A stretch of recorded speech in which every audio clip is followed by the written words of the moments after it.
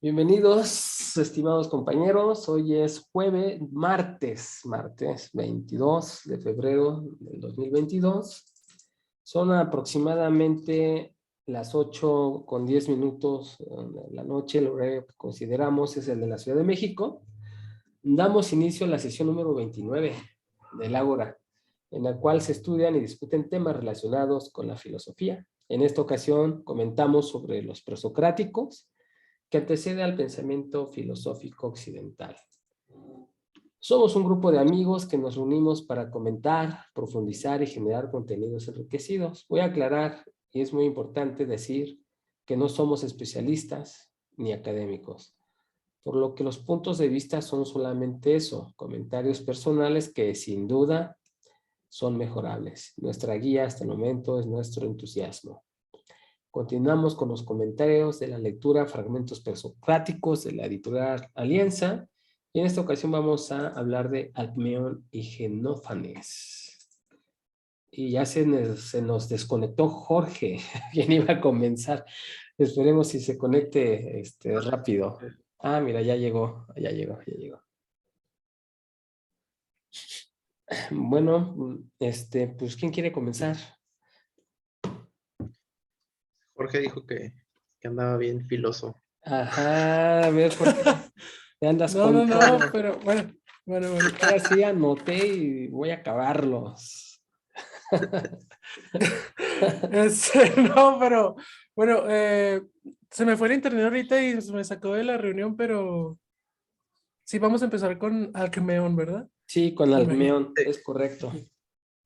Este, bueno, yo aquí lo primero que tengo es que lo titulé o le puse un subtítulo que es el médico filósofo. Sí. Y, y bueno, aquí tengo primero, o sea, primero pongo como una nota del libro y luego pongo una anotación mía. Sí, Y aquí pongo, sitúa como premisa fundamental de su actitud científica una contraposición entre la sabiduría absoluta, que es divina, y la humana, mucho más limitada y basada en la conjetura de lo que no se ve, a partir de los hechos que se manifiestan. ajá, sí. Y a mi anotación es que aquí podemos resaltar lo que exponía en la conversación sobre los milesios, y es la relación entre heimenos e hipogeimenos.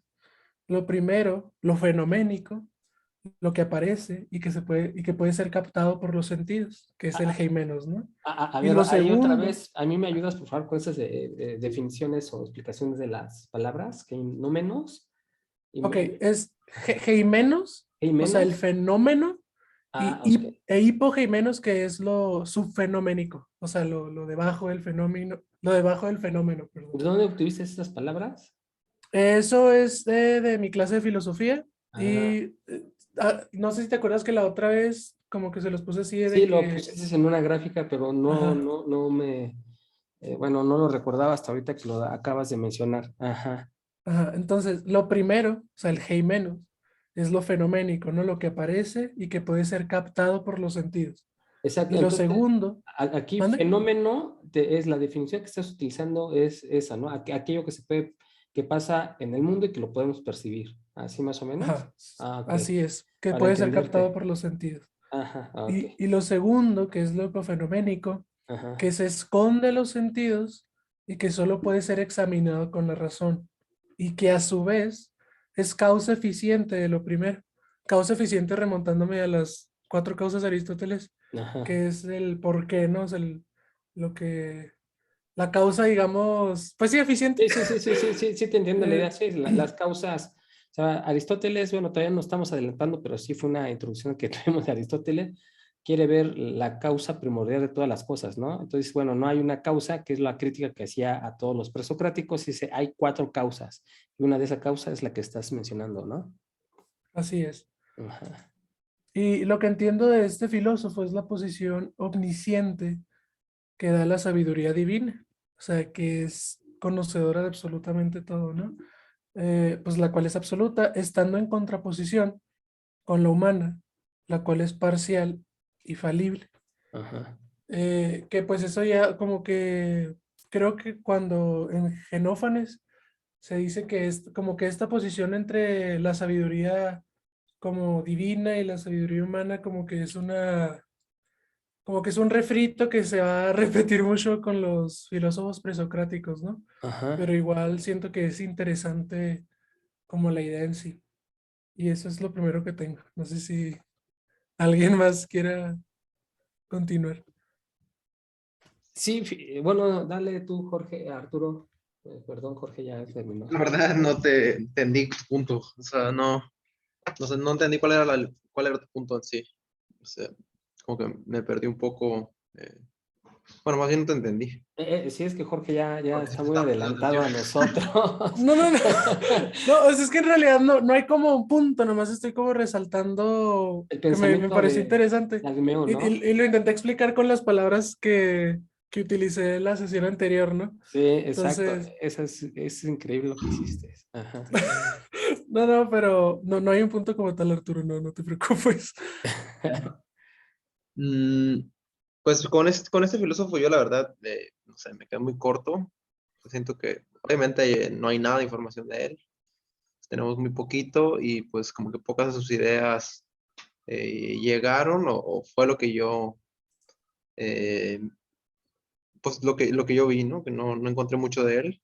Estoy investigando aparte y tampoco encontré mucho de él, pero bueno, me llama la atención eso, ¿no? Que es un médico filósofo y pues por eso él tiene como que otro enfoque, digamos, ¿no? Cuando se pensaba que el corazón era lo que donde recaían los sentidos, o donde él decía que no, que era en el cerebro, ¿no? Ujú. Y, y- Ajá. y y él lo decía así porque él decía, bueno, si le quitas a una persona parte de su cerebro o le extraes, o sea que sabemos que sí había ciertas cosas que ellos, o sea, en esa época sí intentaban hacer cosas ahí raras con el cerebro que, o sea, El primer pero pues fisiólogo, quiere decir ¿no? que lo intentó y lo hicieron y sí lo hicieron algo, ¿no? En ese momento hacían algo donde extraían parte del cerebro, lo que quieras, y pues notaban cómo las personas pues perdían esa humanidad, ¿no? No sé si les ha tocado a ustedes ver o cuando hacían las lobotomías, cómo quedaban las personas Algo. después de que se las hacían, como Ujú. que quedaban como unos zombies vivientes prácticamente, ¿no? Yo me imaginé eso cuando escuché la descripción de Agmenón de cuando se refería.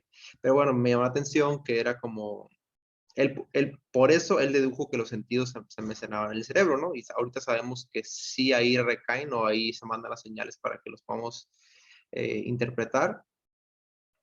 Me gustó eso, ¿no? Que ya se dice pues que después Aristóteles, obviamente ya equivocado, él decía y él intentaba refutar eso y él decía que estaba en el corazón.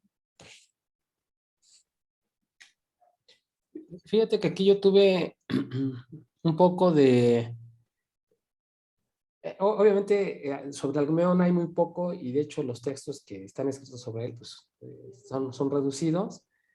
Y aquí traté de hacer un esfuerzo diferente al que venía haciendo, que primero era leer la descripción que nos daba el traductor o el analista o el estudioso. Y lo que hice aquí fue referirme principalmente a la fuente que tengo yo disponible, en este caso es la de Diógenes Laercio, de la editorial Porrúa, y nos presenta a Almeón, no es el único historiador que nos habla de Almeón, también nos habla de Aristóteles, por supuesto, pero aquí nos presenta el hombre histórico que nos habla que fue de Crotonia, que fue crotoniata, es decir, de Crotón, donde había muerto Pitágoras. ¿Se acuerdan que había viajado Pitágoras por varias partes y se murió en Crotón? Y entonces fue, o se supone que fue discípulo de Pitágoras, ¿no? O sea, por lo menos es lo que menciona nuestro estimado Diógenes. Y pues como ya lo apuntó bien Arturo, él era o trataba cosas de medicina. Y eso es algo muy interesante porque un médico puede ser filósofo, ¿no? Y a mí me pareció algo extraordinario. Y lo que él más o menos pensaba, y que es a mí lo que me ha llamado mucho la atención, ya yéndome a su filosofía, pensaba que había una división, como tú la mencionabas, del conocimiento de los dioses y del conocimiento de los hombres, que dice así: de las cosas invisibles y de las mortales tienen los dioses pleno conocimiento en cuanto podemos alcanzar los hombres. Es decir, los hombres estamos limitados en relación al conocimiento, es lo que entendí. Y ya no recuerdo aquí, y lo intenté buscar en mis anotaciones, pero me fue muy difícil localizarlo. Y estuvimos hablando, yo trato de contrastar, así como hizo Jorge de tomar la sesión anterior, trato de contrastar las ideas expuestas en nuestras sesiones para ir hilando y darle como un sentido a todo este proyecto que estamos haciendo de leer a Platón y prepararnos para leerlo. Y habíamos comentado, y no sé, aquí estás tú, Arturo, y tal fue en la Odisea, donde precisamente Homero nos presenta ese límite del hombre. Fue más que todo, ahorita ya estoy recordando, fue más en Ilíada, que nos presenta la limitante del hombre en relación al conocimiento de la sabiduría. O sea, muy frecuentemente decía Homero, los dioses pueden más, los dioses saben más, y la sabiduría de los dioses es toda poderosa, mientras que la de los hombres es limitada. Entonces aquí yo veo que retoma ese mismo tema Almeón. Otra vez vuelvo a Homero, porque finalmente es una lectura que hicimos y que me ha gustado mucho. No encontré las citas exactamente dónde para poder contrastar, pero en algún momento igual vuelvo a caer en ellas y las voy a compartir. Entonces, este es otro de los temas que se habían puesto, y aquí viene la pregunta porque la voy a ocupar más adelante. Entonces, realmente ya sabemos que pasan del mito a la razón, pero si tú observas en este caso, tanto Almeón como más adelante vamos a ver a Genófanes, siguen teniendo un pensamiento religioso basado en dioses, ¿no? Entonces, la pregunta es, entonces, ¿en qué momento puedes diferenciar aquello que tiene razón y aquello que no tiene razón?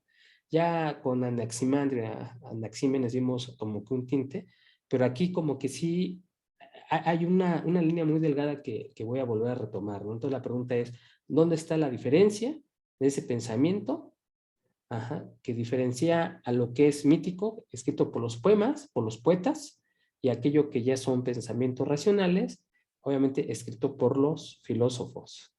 Aquí está mi aportación en relación al Almeón, el hombre histórico, y un poco el contraste de la idea que mencioné de Homero en relación al conocimiento ilímite de los hombres en comparación a los dioses, con lo que retomó Almeón, porque si en ese caso, pues entonces aquí yo pienso, oye, pues Homero fue también filósofo, porque él ya tenía esa idea, ¿no? Eso nada más es la duda que estoy planteando. También pueden rebatirme, es algo, de eso se trata.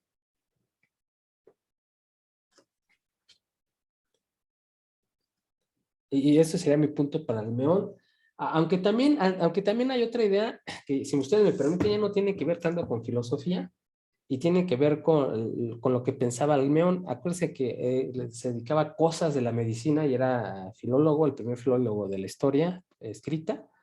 Y obviamente cuando digo historia queremos decir que aquello que está escrito. Aquí hay un libro que tengo de Daniel Rey, que se llama El Tao de la salud y el sexo y la larga vida.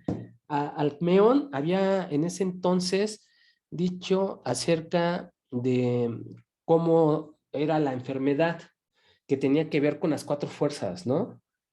Con el fuego, es decir, con lo caliente, con el agua, lo frío, y así, ¿no? Esos contrastes. Y precisamente Daniel, son cuatro nuevas que ahorita mencioné, dos. Aquí Daniel retoma ese mismo tema. ¿Y por qué lo saco aquí a colación? ¿Por qué lo traigo al espacio? Se supone que, no se supone, más bien Daniel Rey hace un estudio acerca de cómo la medicina antigua allá en China contiene estas todas ideas, incluso de que lo caliente y lo frío de los alimentos contribuyen o no a tu salud. Y hay una demostración ahí muy, muy específica de estudios que hace, obviamente el libro es de 1950, 70 más o menos, y hay actualizaciones que él ya lo consideró, pero que me regreso al Meón, él también ya pensaba en eso, ¿no? O sea, decía que el calor, que el entorno nos hacía que nos desequilibrábamos o que nuestro cuerpo se desequilibre, y si tenía más calor, pues te ocasionaba cierta enfermedad, si tenía más frío, etcétera, ¿no? si estaba seco, si estaba húmedo. Y son las mismas ideas. Y de aquí retomo aquello que habíamos apuntado de la herencia de la filosofía oriental, por eso el occidente y el oriente, que en principio de esta comunicación que hicimos en la presentación de la introducción a los presocráticos, habíamos definido que estaban heredando muchas de sus ideas, ¿no? Y aquí es otra de las ideas que quise anotar y compartirles. Ya, esos son dos. Ahora sí, ustedes continúen. Si quieren añadir algo más del señor Alcmeón y sus ideas. Sí, Jorge, de hecho ahí la cita precisa, la tengo anotada, Alcmeón decía que lo que conserva la salud es la igualdad de poder de las fuerzas, Sí, lo sí, húmedo, lo seco, etcétera, ¿no?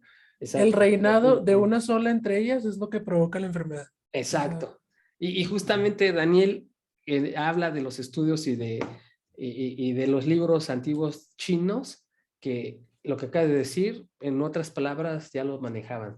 Entonces, aquí hay una influencia del Oriente increíble en la filosofía occidental, ¿no? En los principios de la filosofía occidental, ¿no?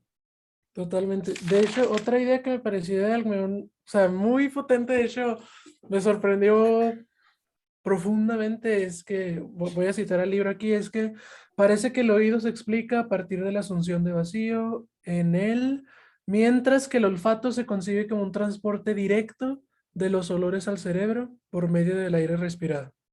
Y aquí, o sea, esto estuvo muy, muy, muy potente cuando lo leí porque Ajá, no estaba equivocado, o sea, justo tuve la suerte de que me dieran una clase sobre el olfato ajá, en ajá. psicología Ok. y voy a explicar esto bueno, con estos términos que ya me dieron a mí un poquito más científicos, ¿no? Que es que Está bien. Si no la olemos con unas entendemos, te vamos a células, preguntar. no, o- Ajá, olemos con unas células muy pequeñitas y ajá, delgadas que ajá, se encuentran en la parte superior de la cavidad nasal, ¿verdad? Que ajá. se llama epitelio olfativo. ¿Ok? Está ahí todo normal. Estas células son neuronas que pasan la información a la corteza olfativa ubicada en los lóbulos temporales del cerebro, ¿verdad? Ajá. Entonces, aquí es lo interesante y lo que Alcmeón no se equivocó y esto en serio me sorprendió porque Ajá. otros sistemas sensoriales, o sea, por ejemplo, la vista, ¿no? El gusto, el tacto, pasan al tálamo antes de entrar en la corteza cerebral, pero el olfato no. En efecto, pasa directamente. O sea, como lo decía Alcmeón, ¿no? Que era directo el pase de los olores al cerebro. Y yo aquí, o sea, aquí realmente me pregunto cómo en una época sin tecnología, Sí, sí, sí. que una persona descubrió este mecanismo fisiológico, o sea, súper complejo, ¿no? Que no se puede, bueno, por lo menos yo no me imagino cómo alguien lo pudo haber visto aparentemente, así a la vista. O sea, lo sorprendente de tu idea es, los científicos de ahora están corroborando algunas de las hipótesis de nuestros antepasados, ¿no? Así es, Mm. así es. Pero, o sea, no es cualquier, digamos, hipótesis como, no sé, por ejemplo, bueno, no digo que la matemática sea fácil, ¿verdad? Ajá. Pero me refiero a que este mecanismo en específico Es muy complejo. es muy complejo, exacto. Entonces, que Y él al lo había menos lo haya observado, dicho, ¿no? sí, o sea, me pareció súper, súper potente, Y por eso ha pasado a la historia, ¿no? totalmente. Sí. Otra parte Ajá. de... Ah, bueno, ¿querías comentar de ese tema No, tú? no, no, no, no, no. Ya iba a sugerir que pasáramos con Genófanes, pero Ujú. adelante. Bueno, en los fragmentos también hay uno que dice, el hombre se distingue de los demás porque es el único que comprende. Los demás sienten, pero no comprenden. Y bueno, esto es nada más,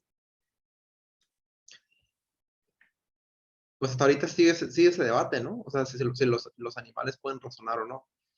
Eh, ya Ah, se han visto que sí, no. Luego unos está animales sí increíble, ¿no? ¿Qué es la razonan, inteligencia, no? sí, unos animales sí razonan y otros, pero que la razón que tienen es diferente.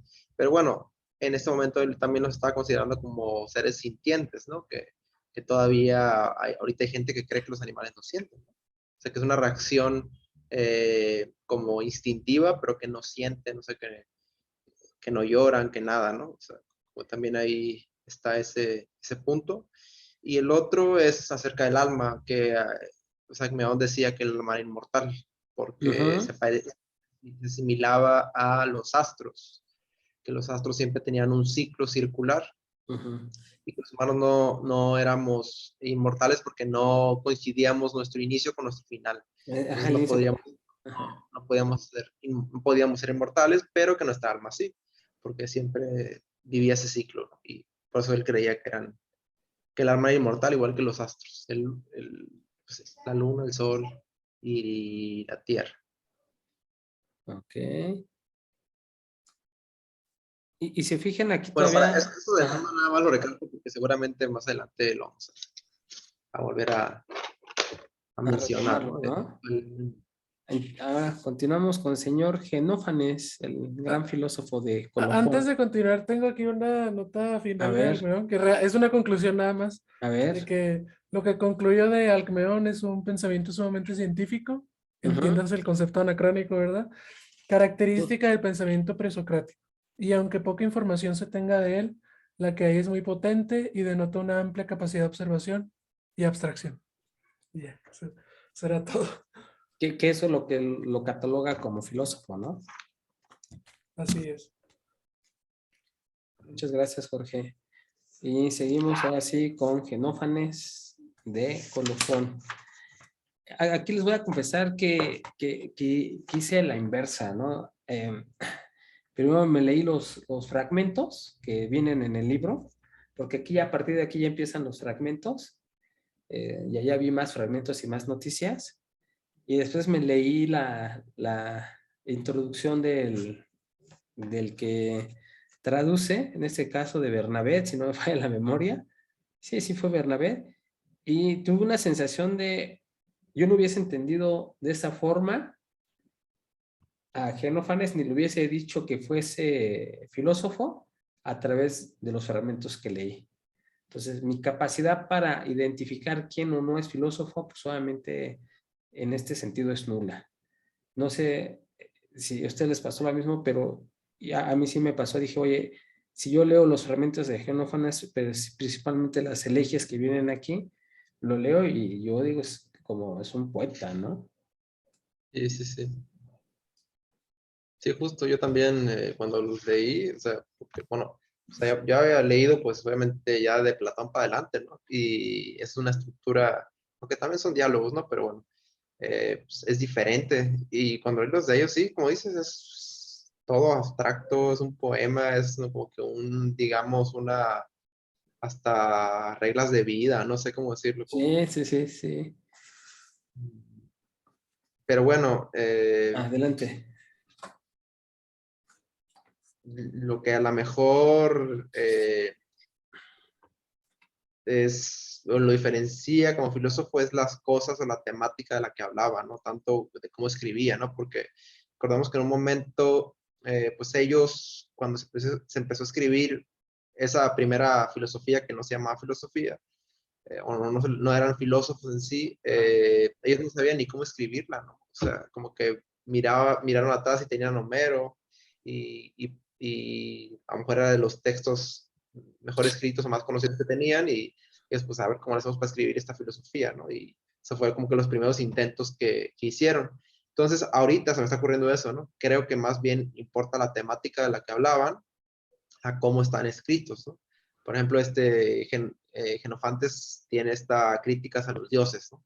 Y la Ajá. concepción, sí, profundizamos, pero ya simplemente al que ya hizo una crítica sobre los dioses, pues no importa cómo lo haya escrito, pues sino que ya está hablando mal de los dioses, está diciendo que nada más hay un dios, que eso ya es como una creencia pagana, ¿no? En sus tiempos.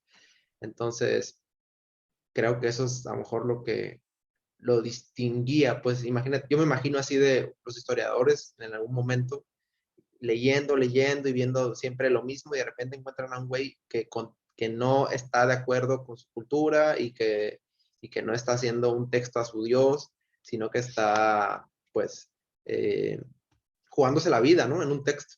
Sí, sí, sí, sí. Entonces dicen, "Ah, cabrón, o sea, este puede ser alguien importante. Y empiezan a buscar, yo creo, así de a ver quién más lo menciona, quién más y empiezan a juntar toda la información y ya como que es a lo mejor como ellos podrían catalogarlo dentro de esos primeros filósofos. De Jenofantes, algo me sorprendió es que vi que casi vivió 100 años, ¿no? Más o menos como 100 años. Ajá, es cerca de 100 años, sí. Ajá. 100 años.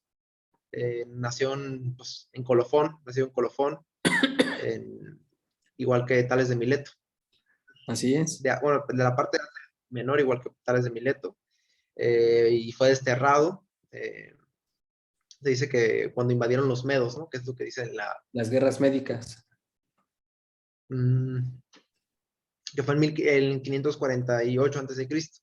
Y luego algo que me pareció interesante de él es que dice que se pasó 67 años sin un lugar fijo en donde vivir, ¿no? Un nómada. Viajando, conociendo lugares, ¿no? Bueno, dentro de los lugares que se mencionan es Sicilia, algunas ciudades de Sicilia, Messina, Catania, Elea, y bueno, que son partes de la Magna Grecia.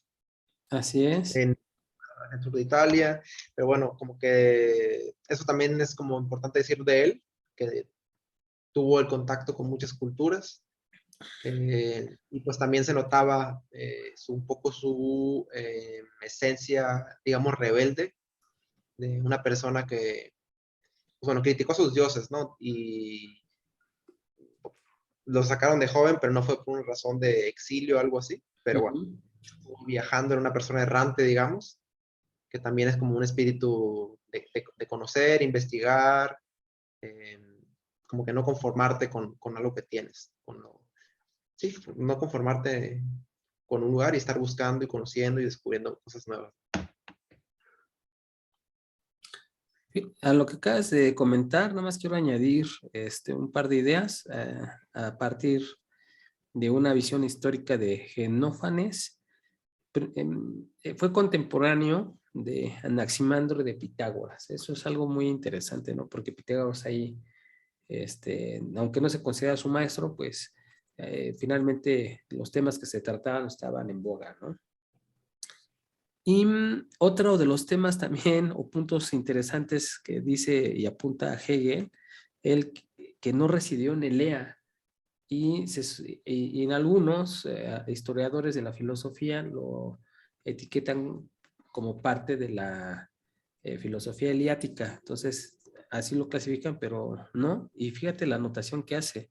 A pesar de que todos los modernos historiadores de la filosofía aseguran que vivió en Elea, lo que hacen es copiarse los unos a los otros, ¿no? O sea, dice, ahí no vivió en Elea y lo único que ustedes hacen es copiarse, ¿no? Como ya lo mencionaste, vivió cerca de 100 años, etcétera, etcétera. Y aquí hay algo que es bien interesante mencionar. Genófanes era un aristócrata, así se le consideraba, eso lo menciona Bernabé, y a la vez que era un aristócrata, él cuando fue desterrado a los 25 años, más o menos, fue su destierro en esa época, nunca perdió ese contacto con su clase social.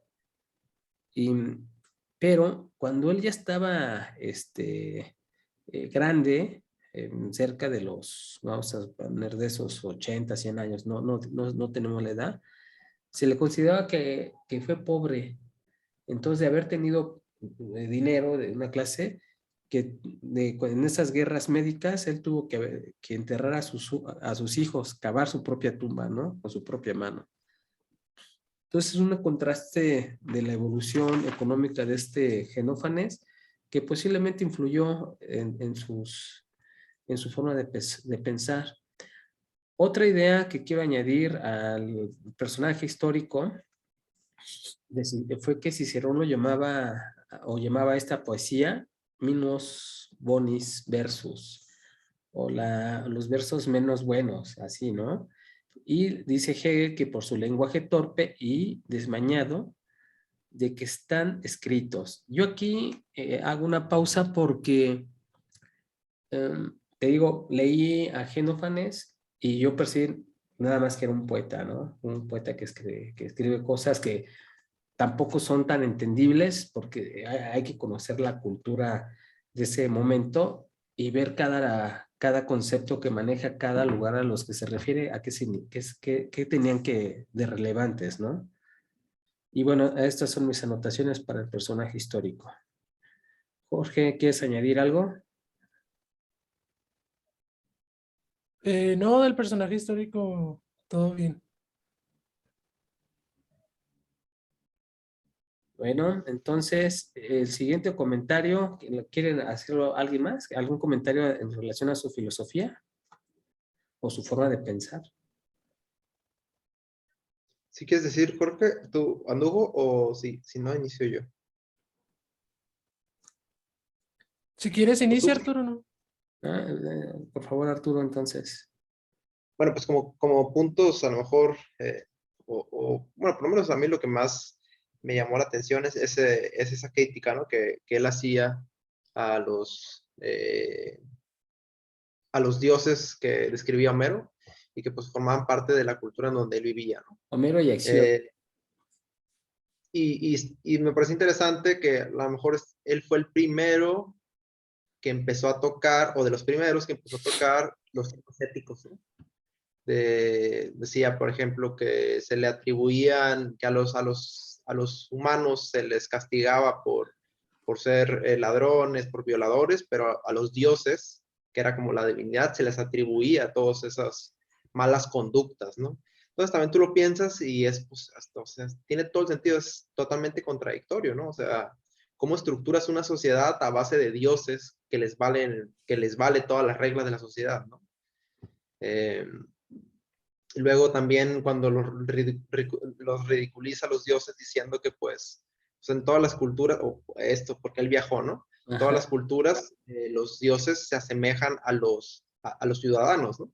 Entonces dice, bueno, pues yo creo que más bien es como un invento de cada civilización que se cree semejante a los dioses, no crea un hombre ideal, una mujer ideal, y a partir de ahí todos los demás empiezan a querer imitarlos o parecerse a ellos, ¿no? De cierta manera. Uno de los como raíces ahí también bases también podría decirse del clasismo tal vez, o de como un Ujú. poco discriminación por tu físico, como que esa puede ser una de las raíces. Una atribución que me parece importante para él fue el destruir estas imágenes, o sea, destruir al dios con forma, y más bien él decía que había un solo dios, otra vez, ¿no? Siguiendo con una idea religiosa, pero que era un solo Dios y que este Dios no tenía forma, que no tenía ninguna forma y que estaba como en todas partes. Ahí Adela- complementando lo que dice Arturo, si se me corta, una disculpa porque no traigo buen internet. Ok. Eh, yo en Genófanes veo una suerte como de trabajo dialéctico matizado. O sea, trabajo dialéctico en el sentido de funcionar como antítesis, como dice Arturo, a las concepciones religiosas hegemónicas de la época, ¿no? Pero es matizada en el sentido en el que se opone a ciertas características y no a la cosa en sí. Es decir, se le ve refutando a la concepción antropomórfica y a estas cosas que nos mencionó Arturo, pero no a la existencia en sí de los dioses, ¿no? Entonces, sí es un trabajo dialéctico de antítesis, pero es matizado, o sea, no es que pues diga que no existen los dioses, y esto remonta también a la pregunta que hizo Jorge de si realmente se pasó al logos, ¿no? Del mito al logos, porque pues se puede ver que muchos de estos filósofos seguían manteniendo incluso como premisas fundamentales a los dioses de sus creencias, ¿no? De sus postulaciones. Fíjate, Jorge, que tienes un lenguaje muy enriquecido en relación a la filosofía. Eso es muy agradable. La verdad que por lo menos a mí me pones, eh, vamos a llamarlo así, una motivación de indagar más al respecto y utilizar más lenguaje así como tú. Aquí nada más, la idea yo creo que sí existía, o sea, él sí intentó destruir a todos los dioses, excepto a su dios unificador. Y él en uno de los fragmentos menciona a Homero y a Hesíodo, de ustedes se ha aprendido, ¿no? Ustedes han sido los maestros de la Magna Grecia. Y lo que sí intenta él es decir, ¿sabes qué? Y gracias a ustedes, las personas, fíjate, aquí me recuerda a las instrucciones que teníamos de Sócrates, ¿no? Porque finalmente lo que hace Genófanes aquí es comenzar, como tú dices, utiliza la palabra, este ejercicio dialéctico, de estar contrastando la idea de los poetas, que en este caso fue Homero y Hesíodo, es decir, ustedes permitieron, y tomando lo que dijo Arturo, ¿no? Permitieron y difundieron y enseñaron, porque obviamente los poetas eran los maestros de aquellos días, las personas que transmitían el conocimiento, que los dioses eran antropomórficos y que se les permitía hacer todo. Entonces lo que él empezó es al burlarse, él fue uno de los primeros, según yo, cuando una persona habla con sarcasmo, no me acuerdo cómo se le llama, un sátiro, y de decir, Sátiro. ¿sabes qué? Si los dioses, si los animales pudieran hacer sus propios dioses y escribir, lo harían a su semejanza. El caballo haría el dios del caballo, el león, el dios del león, ¿no? Entonces esa es una sátira que hace Genófanes precisamente a Hesíodo y a Homero. Ahora, entonces, aquí sí trató de destruir, no lo hace tan matizado, sí fue contundente y ese fue el punto que estoy complementando a tu exposición, que sí fue contundente contra los dioses hechos. Y digo, ¿sabes qué? Pero existe un Dios, aquí todavía no se acaba el pensamiento religioso. Hay un Dios y ese Dios lo piensa como una filosofía. Acuérdense que lo que estamos ya buscando es un sistema filosófico, que es lo que hace la diferenciación, aparte de quitar esos mitos basados en la creencia de dioses, como Iris, ¿no? Que era la diosa del mensajero, que es uno de sus notas que por ahí está. Y fue el primero que determinó la esencia absoluta como lo uno, y lo escribe de esta forma: el todo es uno, y Dios, aquí viene lo religioso, ha sido inculcado a todo, es inmutable y carece de principio, medio y fin. Entonces, este es un sistema, ajá, filosófico, que es el que ya lo ve, pero obviamente yo no lo vi en su primera lectura, porque había leído esto y lo leí como cuando uno lee la Biblia, ¿no? Dije, bueno, está muy padre, pero ya después de leer los comentarios, aquí lo que estaba tratando de ver, aquello que se conserva de forma absoluta, ¿no? Que lo que se conserva es el todo uno. Creo que aún así, Genófanes, de acuerdo a lo que dice aquí ya Bernabe, concebía que si bien ese Dios no tenía una forma antropomórfica parecida al hombre, sí tenía un cuerpo muy semejante a una esfera. O sea, finalmente todavía tenía volumen, ¿no? Todavía tenía materia de alguna u otra manera. Y aquí termino mi comentario. Sí, Jorge, creo que sí estoy de acuerdo con tu idea más que con la mía. Sí, creo que sí refutó a los dioses de la época en ese sentido. Pero igual sí, sigo teniendo ahí problemas, bueno, no problemas, pero ¿cómo explicarte? O sea, mi mente, o sea, nomás conseguía eso como la dicotomía, ¿no? Entre ¿Cómo qué? existencia, como la dicotomía entre Ajá, existencia y no existencia, ajá, siendo existencia tesis y no existencia antítesis. Y ajá. por eso formulé eso de que no fue, que fue matizado, ¿no? Pero ya que me lo explicas así, creo que sí estoy de acuerdo contigo. Y Sí, aparte, yo creo que es como un paso a paso, ¿no? Como vamos viendo, las ideas sí. van ¿Cómo van dando evolucionando? pasos para adelante y también unos para atrás, ¿no? Pero primero así se inicia, ¿no? Como que la organización, la estructuración, como que yo creo que es difícil en ese momento, o sea, primero, pues había muchos dioses, ¿no? Y ahora después haces una síntesis y pasas a uno, A no uno. pasas directamente, allá no hay ninguno, ¿no? Exacto, O a lo mejor sí. sería muy difícil. La otra cosa también he pensado es que, por ejemplo, pues es la manera de que no lo maten, ¿no? O sea, decir que no hay dioses, pues yo creo que es la peor de las herejías. Entonces, a lo mejor, pues no mato a todos, pero pues, me quedo con uno, ¿no? Es una manera de decir, y como era como esta cosa unificada, que era una sola cosa, era eh, pues, Ajá. em, no, es que no sé cuál es la palabra, pero pues una... Te escuchamos. Creo que es más fácil explicarlo así. Bueno, durante el mismo texto dice que, por ejemplo, esa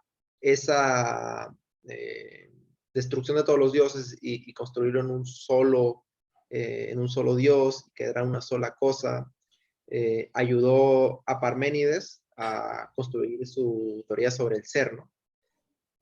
Sí, es lo que De se... la unidad. De hecho, se le considera el protopadre de la escuela heliática, ¿no? A la que ya pertenece Parménides.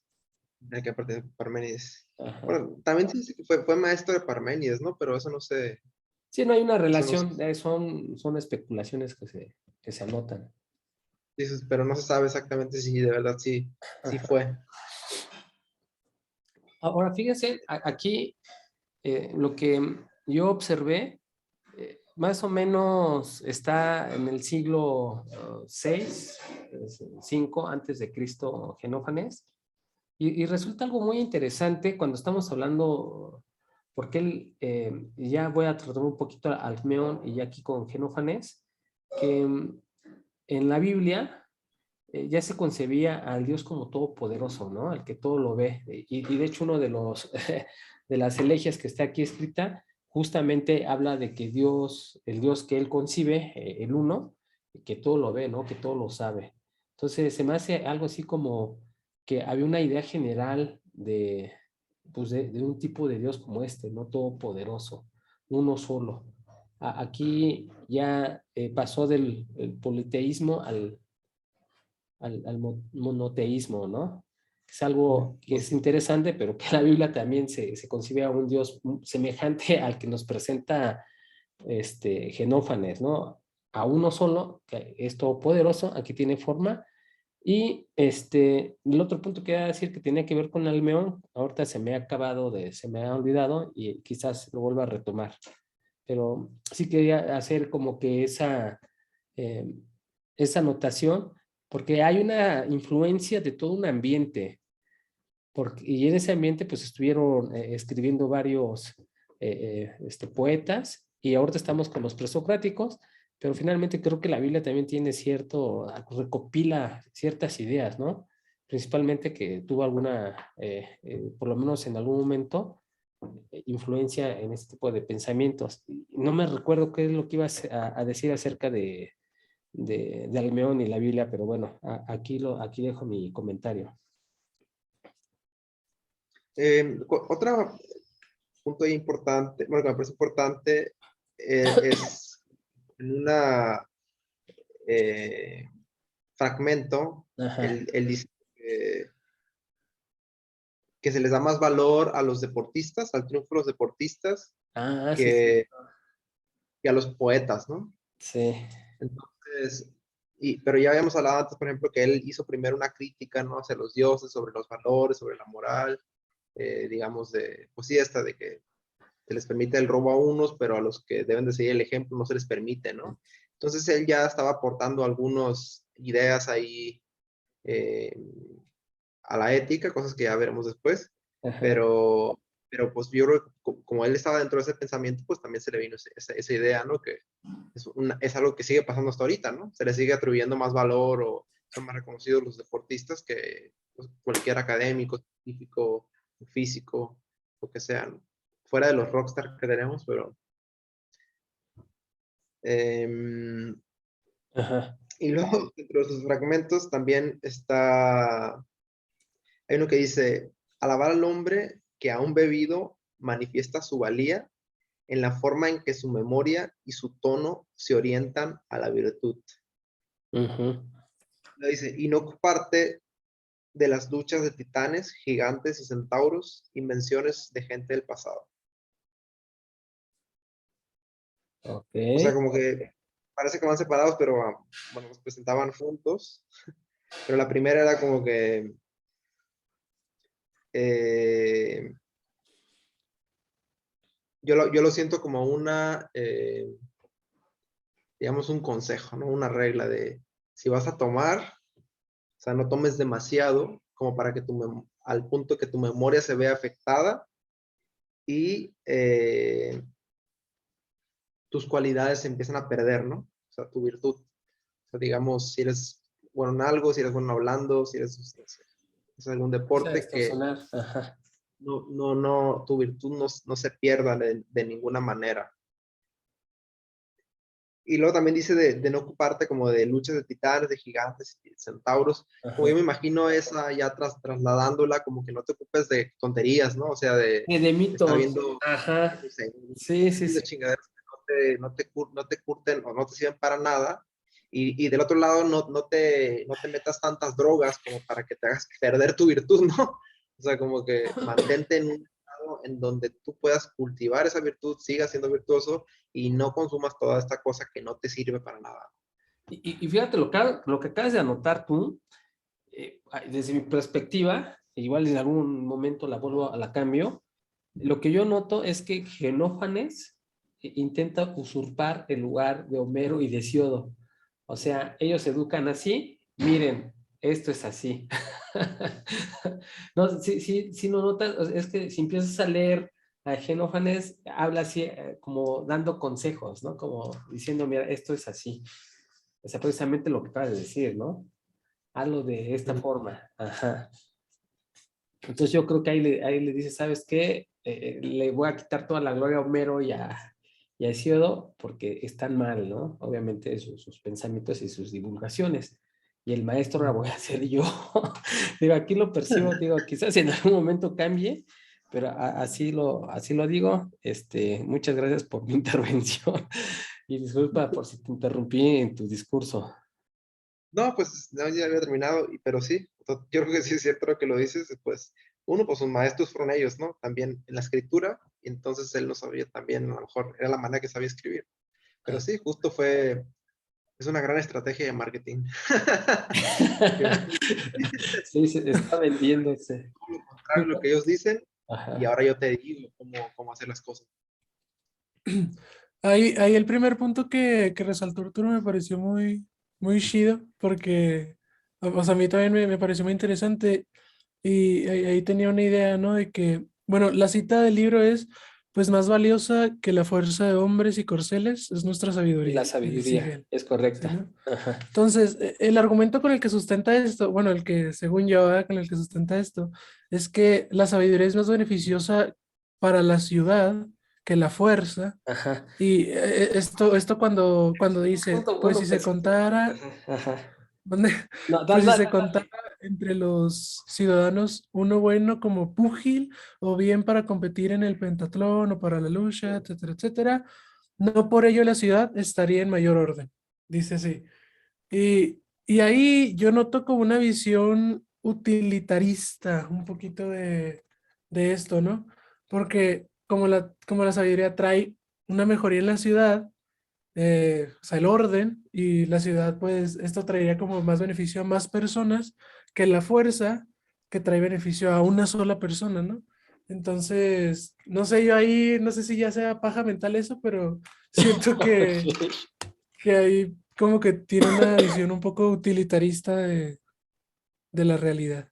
Sí, sí, mira, si me permites, no es discutirte a ti, sino a la idea que acabas de plantear, porque me parece muy importante.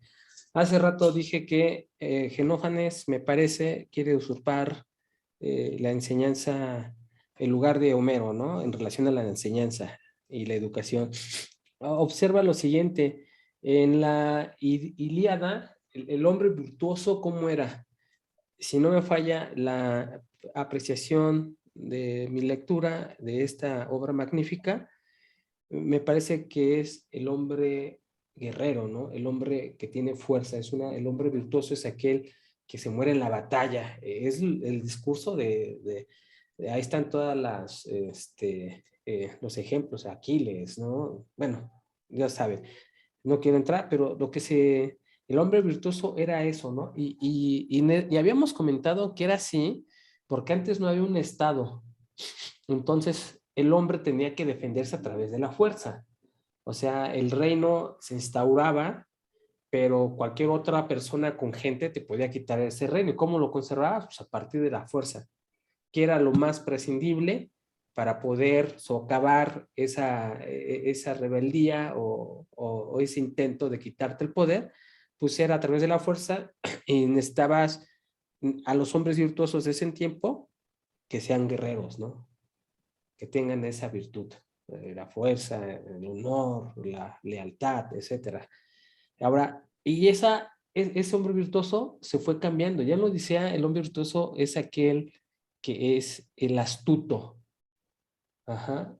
Odiseo, obviamente, es el hombre inteligente, ¿no? Astuto, no sabio. Algunas veces se le cataloga como sabio, pero más que sabio es el astuto. Ahorita no recuerdo cuál es la palabra griega que se utiliza para astucia, pero bueno, no la recuerdo, pero era la astucia. Entonces, la virtud del hombre cambiaba a ese hombre que seguía siendo fuerte porque peleaba, tenía valores. Acuérdense que tuvo una batalla contra los pretendientes y entonces en esa mostró, además de su astucia, la fuerza, ¿no? Entonces ahí va cambiando. Ya aquí para Genófanes y precisamente en el listado de la elegia que acabas de mencionar, incluso con los caballos conseguirá todo eso, ¿no? Sin ser digno como yo lo soy, pues más valiosa que la riqueza de hombres y corceles es nuestra sabiduría. Y fíjate que de aquí, de la astucia, ya la virtud en el hombre se empieza a transformar por esa persona que es sabia, ¿no? Que es diferente a ser inteligente. Esa persona sabia que tiene la reflexión, que tiene los años, que tiene la experiencia y que existían en la Odisea y en la Ilíada. En la Ilíada podemos ver a Néstor, ¿no? Que era el hombre sabio. Ya en la Odisea también se apareció Néstor, principalmente cuando estaban peleando, recuerdo ahí, ¿no? Entonces, ese hombre sabio, aunque tenía una representación anterior en la Ilíada y en la Odisea, ya aquí se le está dando la primacía. Entonces, ¿sabes qué? El hombre virtuoso ahora, y ahí es donde estoy diciendo que le está usurpando el lugar de la enseñanza a Homero, es el hombre virtuoso es el que es sabio. Y en ese momento el sabio era filósofo, ¿no? Al que conocemos ahí como los filósofos. Entonces, a mí me parece increíble cómo se ha transformado, evolucionado ese pensamiento de la virtud en el hombre. Sí, tienes un punto muy bueno. De hecho, en un texto que estaba leyendo, o sea, como paralelo a la lectura, ¿no? Ajá. Hay aquí como, o sea, leí algo de lo que dices, pero no supe si comentarlo porque no sé cómo qué tan cierto sea, ¿no? Pero Pues no pasa dice que, nada. con respecto a la teología de Genófanes, comienza por realizar una crítica a los dioses homéricos de la tradición griega, Ajá. shalala, shalala, shalala. Y Ajá. dice, en ese aspecto, Genófanes es claramente un moralista preocupado por las posibles influencias que Exacto. las creencias tradicionales podían tener en los modelos de la conducta de la juventud. No olvidemos que los textos de Homero eran parte fundamental para la educación, no solo de los jóvenes, sino de todo el pueblo. Entonces aquí tiene que ver con lo que tú dices, ¿no? Que hace una crítica a esto pues por también lo que mencionó Arturo, ¿no? De todas las críticas del antropomorfismo, Sí. de como de las virtudes que se le atribuyen, bueno, las cosas que se critican en los humanos, pero no en los dioses, ¿no? Entonces, sí tienes un punto ahí donde, no sé si necesariamente que quiere usurpar el lugar de Homero, pero sí lo critica tácitamente. No, pues claro que usurpar es quitarle el lugar. O sea, si Homero es la persona que está educando y dice Genófanes, oye, ¿sabes qué? Eso que estás enseñando está mal, le estás quitando el lugar, lo estás poniendo donde debe de estar, ¿no? En un lugar donde tu enseñanza ya no es válida. Y por eso hice este recorrido, porque creo que depende mucho de la etapa en donde nuestra humanidad iba desarrollándose. Entonces ya Genófanes ya está en una ciudad donde hay comercio, donde pues ya está instaurado más o menos un estado, ajá, ya tiene una constitución política ahí, pues ya más elaborada. Obviamente esa organización pues te cambia la forma de pensar. Entonces Genófanes, yo lo sostengo hasta la tesis, y si quieres después la discutimos en una sesión cita, le está quitando lugar a Homero, pero bueno, no nos metamos en ese rollo.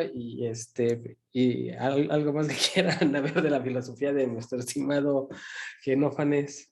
de colofón. Deja ver si tengo otra anotación por acá.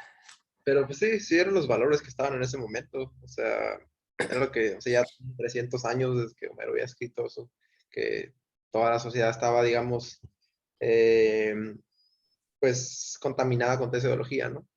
Entonces, pues ahí poniendo una agujita y ir metiendo la mano, ¿no? Para dar unos inicios. Obviamente sabemos que eso pues, tardó muchísimo tiempo. Todavía está Platón o Aristóteles todavía sigue haciendo lo mismo. Todo el mundo sigue creyendo en un montón de dioses todavía. O sea, Sí. no Y cambió, Plutón, ya se no ves como un cambió, montón de dioses, ¿no?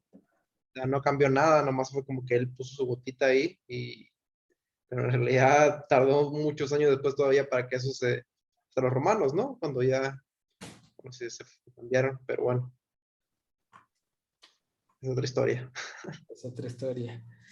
Pues de por sí había poco que decir de Genófanes en ese sentido. No encontré mucho más que profundizar. Sí, ¿no?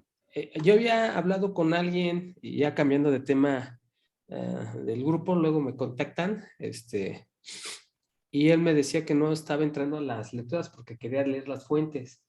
Y precisamente escogimos este libro de Alianza porque nos traen, no todas, pero sí diversas fuentes donde aparecen estos filósofos, desde las noticias hasta ya cuando están disponibles los fragmentos que se le atribuyen a cada filósofo. Esto es algo bien interesante porque si alguien pensaba, pues, este señor Bernabé, a través de la editorial Alianza, ya hicieron ese trabajo. Digo, no está todos, porque yo he visto que sí hacen falta algunas referencias, pero sí están los más significativos o representativos que puedes leer directamente lo que estos filósofos han escrito. Y por ejemplo, voy a leer nada más un par de elegias de los fragmentos de Genófanes, si usted me lo permite, que dice así: ahora está limpio el suelo y las manos de todos y las copas. Uno ciñe trenzadas coronas y otro pasa en un cuenco un ungüento fragante. Se yergue la crátera repleta de alegría y hay más vino dispuesto que asegura que jamás va a traicionarnos. Entonces, eso es más o menos lo que escribía Genófanes. Aquí están los fragmentos y se los quise decir porque si los motivos es de que quieres leer directamente los fuentes, pues aquí está, ¿no? La otra más es una introducción, que yo como ahorita estoy haciendo, luego ahorita primero los fragmentos y después me chuto al lector y así a veces hay días que cacho y otras que no cacho, ¿no? Ajá. Pues de mi Sí, o sea, parte, dime. o sea, yo creo que es, o sea, si eh, tienes, si aquí está en una selección de los más significativos, ya imagínate, hay unos que ni al caso, o sea, o sea, hay uno que dice, por el 38, y en algunas cavernas gotea agua, y ya, no hay nada Ujú. más, no hay uno antes, no hay uno después, no hay nada más, es como, bueno, pues, o sea, ya te podrías hacer chaquetas mentales y buscarle un significado, ¿no? Pero pues en realidad si no tienes nada, ¿para qué? Entonces, yo creo que sí es importante también como una interpretación ya, o sea, está chido eso que estás haciendo, lo voy a intentar yo creo que para el próximo, de leer primero fragmentos y luego me regreso a la narración porque pues ellos ya tienen otras referencias, han estudiado otras cosas, saben de historia también, y les ayuda un poquito a entender mejor lo que querían decir, ¿no?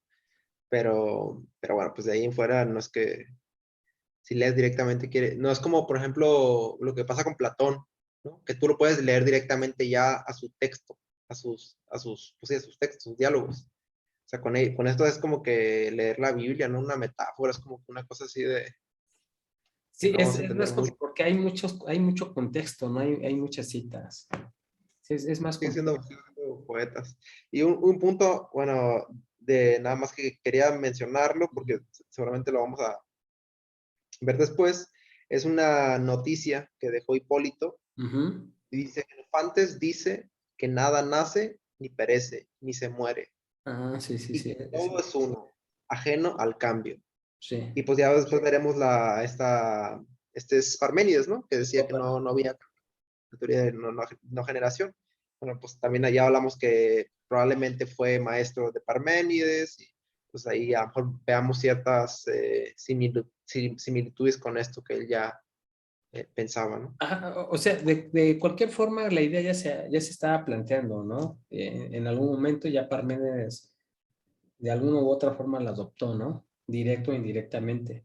O sea, la idea ya estaba, esto de lo inmutable, del ser, ¿no? De hecho, no me acuerdo si fue Bernabé o Hegel que dice que Genófanes abordó eh, la teoría unificadora primero a través de una crítica hacia estos dos grandes, Homero y ¿cómo se llama el otro? Hesíodo, y Parménides la abordó desde el ser. Ajá. Entonces es la gran diferencia de ambos que hace ese recalque. Todavía no lo hemos leído a Parménides, pero bueno, en alguna introducción a un curso de filosofía cuando nos conocimos, pues ahí lo vimos, ¿no? De manera muy somera lo vimos. George, ¿algo que quieras añadir? No, no.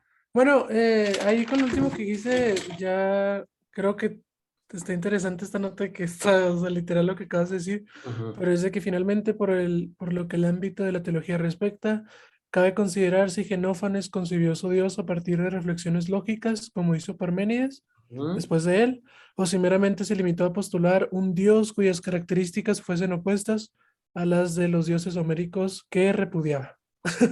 Sí, esa es la cuestión, ¿no? Genofántica. A ver, Así es. o sea, es lo mismo, pero ¿cómo llegaste a ello, no? Lo que están discutiendo que quizás no sea, o quizás sí, ¿no? Relevante. Ajá. Pues hasta aquí creo que llegamos, ¿no? Está bueno. A mí sí me está gustando mucho.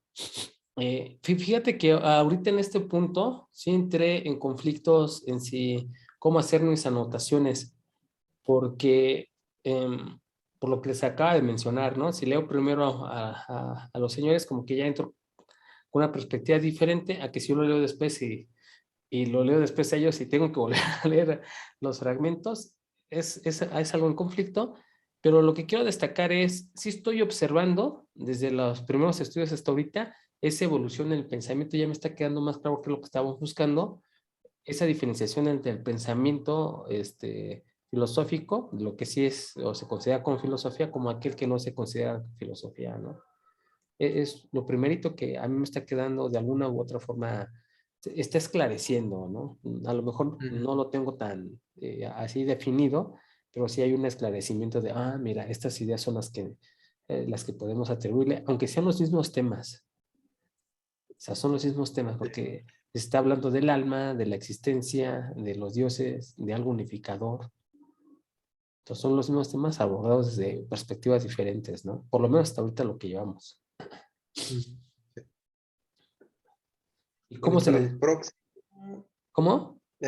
Heráclito, ¿no? El Ajá. próximo episodio, iba a decir, a la próxima sesión, Ajá. Heráclito, Sí.